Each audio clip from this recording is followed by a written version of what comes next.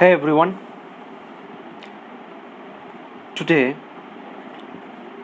I will discuss about a concept which is very important, at the same time very much neglected, and most of the cases are most of the people don't know this. Why is X used to denote unknown things or unknown something or anything which we cannot decipher or explain for new things, some things? Or we can rephrase it in a bit different way: why X is the most popular variable in maths. Okay. Now, what I have found is that there are mainly two theories behind this usage of X. First one, which is according to me is very logical, linguistic theory, and the second one is a mathematical theory, which I would come later on. Okay. First, the linguistic theory suggests that the early mathematics and early discoveries which were going on in Arabic and Turkic places, from where algebra were established. Later on it became algebra in mathematics to equate disparities in our world, so through equations, which is a great thing, algebra. So these Arabic and Turkic texts came to Spain at around 11th to 12th centuries, Arab to Spain. And when they came, they had a lot of informations from them, the basics, foundations, in order to develop and invent new mathematics and explore mathematics in general. But in that part, they were limited by their Englishmen, Spaniards, all were limited by their European vocal cords, because they could not pronounce, or they could not get a proper equivalent of the elements or words all present in Arabic or Turkic language.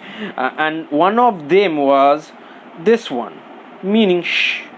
It pronounces like sh, but this sound sh is not properly pronounceable by European vocal cords, and they did not had any proper equivalent in words or alphabets which could denote it.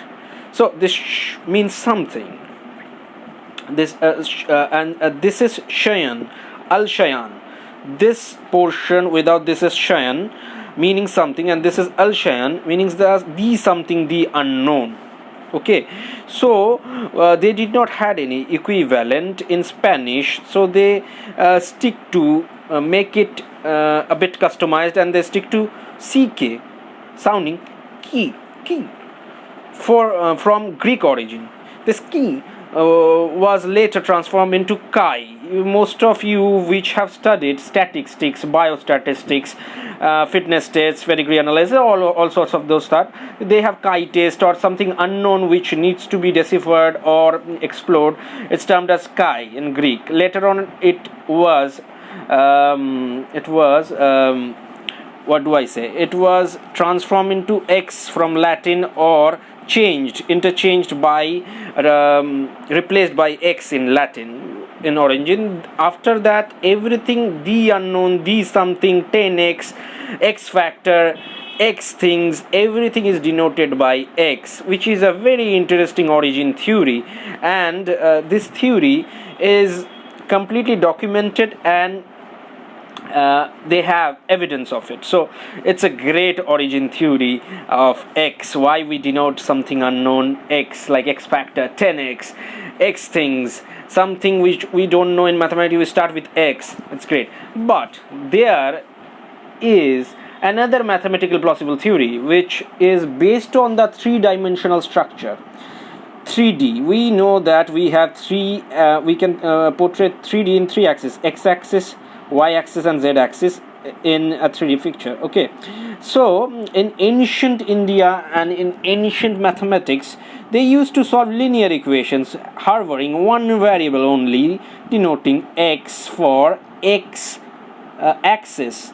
So when they had more variables, accordingly the y, z, so on. So this x was originated or denoted accordingly based on these linear equations, one variable assumption theory from x axis. So it is so x is the most popular variable in maths. This is the reason why x is most popular, and more variables you get more axis denoting it in three-dimensional space, which and more dimensions. And this mathematical theory definitely is very interesting. Thank you. Hope you guys enjoyed. Please do like and subscribe my channel, and wait for more interesting, unusual, and often overlooked, but at the same time very, very, very interesting and fascinating things in my channel. Thank you.